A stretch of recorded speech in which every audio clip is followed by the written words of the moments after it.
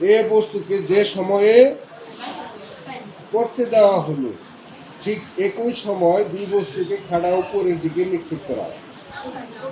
অর্থাৎ এ বস্তু নিচের দিকে পড়তেছে আর বি বস্তুটা উপরের দিকে যাইতেছে, এই ঠিক একই সময়। হ্যাঁ, কোনো এক সময় তারা পরস্পরকে অতিক্রম করবে।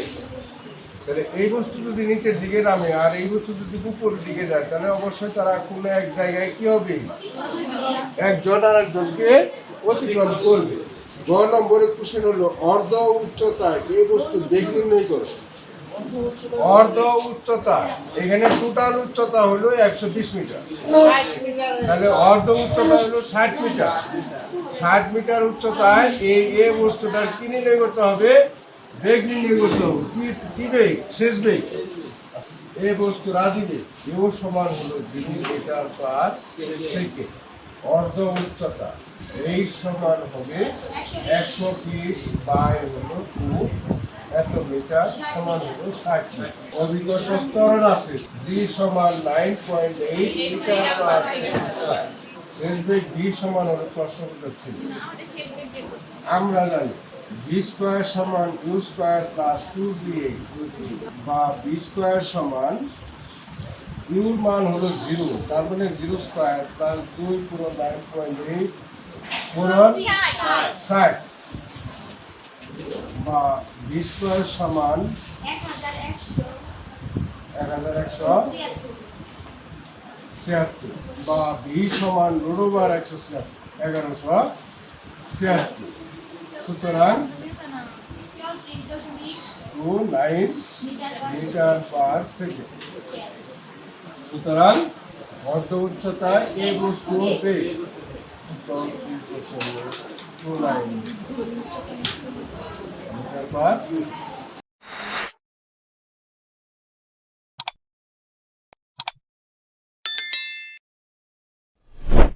আচ্ছা, বড় কোশ্চেন হলো পরস্পরকে অতিক্রমের সময় এ ও বি বস্তুর শক্তি সমান হবে কি না। পরস্পরকে অতিক্রমের সময় এই হলো এ বস্তু, এই হলো বি বস্তু, এদের শক্তি। শক্তি বলতে কি? শক্তি বলতেই তোমার বিভব শক্তি ভি আর হলো গতি শক্তি হলো টি। এটাই হলো তোমার কি শক্তি।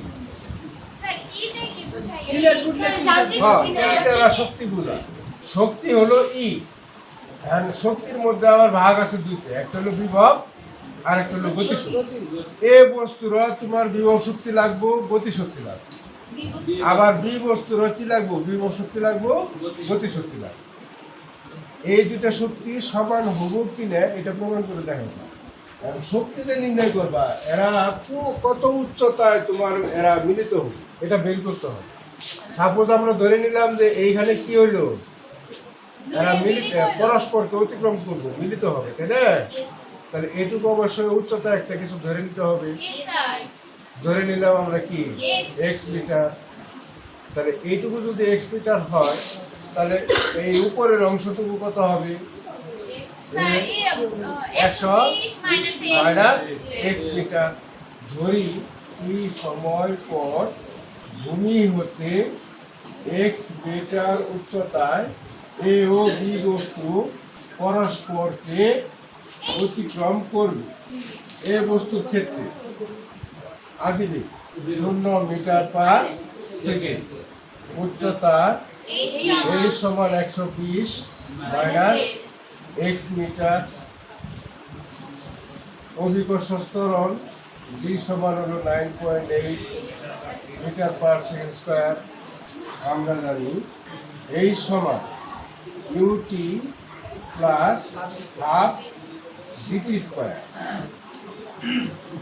এইচ বলতে কত, 120 মাইনাস এক্স।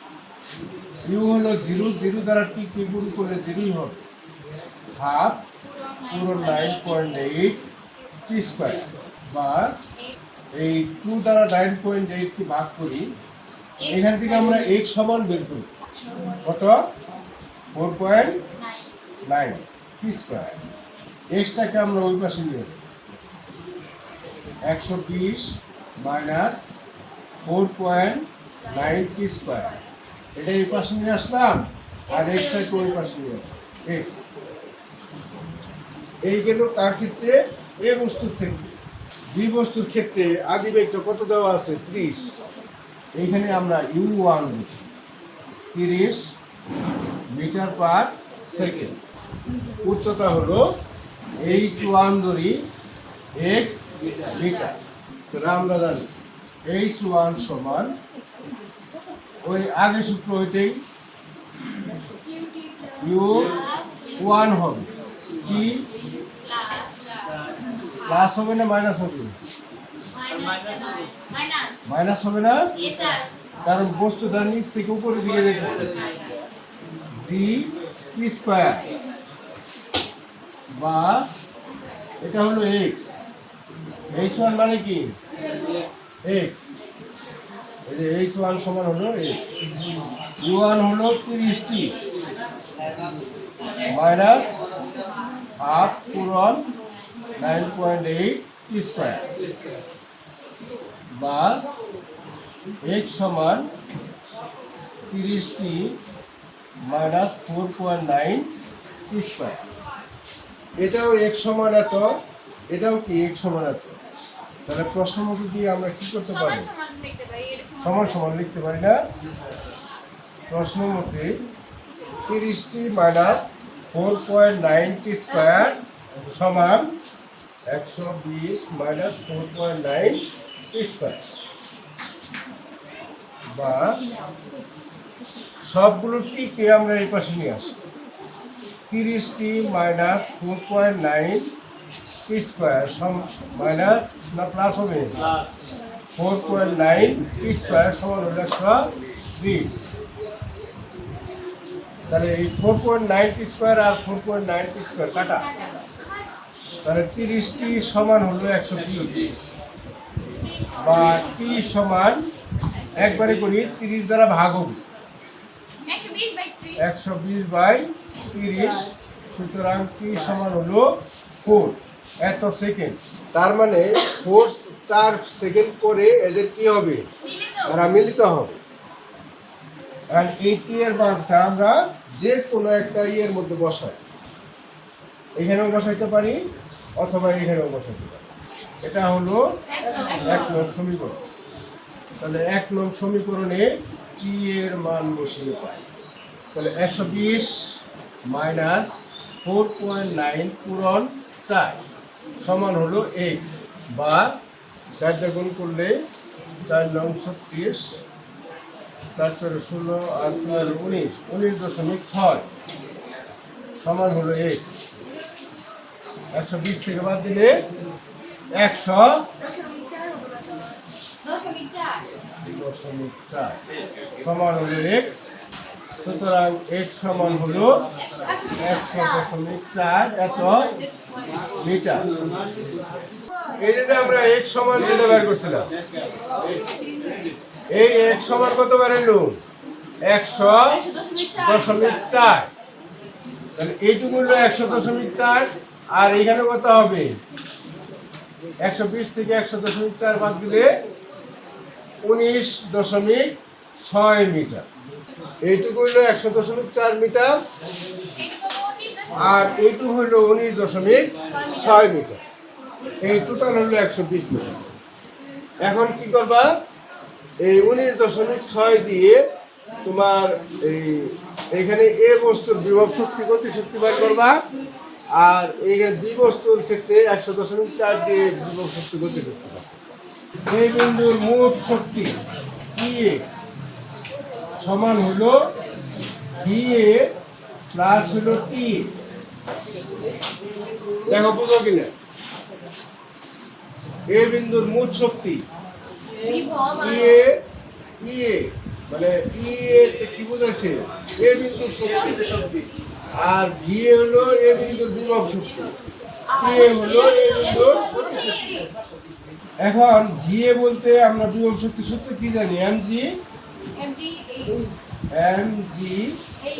এটাকে আমরা কি ধরছিলাম? বলতে দেখি 120 মাইনাস 6 এর h1 ধরছিলাম না?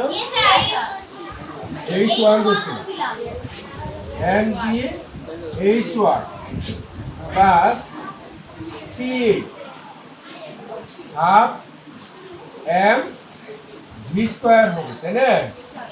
আর ভি স্কোয়ারের সূত্রটা পরে প্রয়োগ করতে, তাহলে M G H one plus half M square plus two G. এখানে কি হবে? টোটাল উচ্চতা হবে এইখানে, কিন্তু এখানে হবে এইখানে এ বস্তুর বিভব শক্তি প্লাস গতি শক্তি।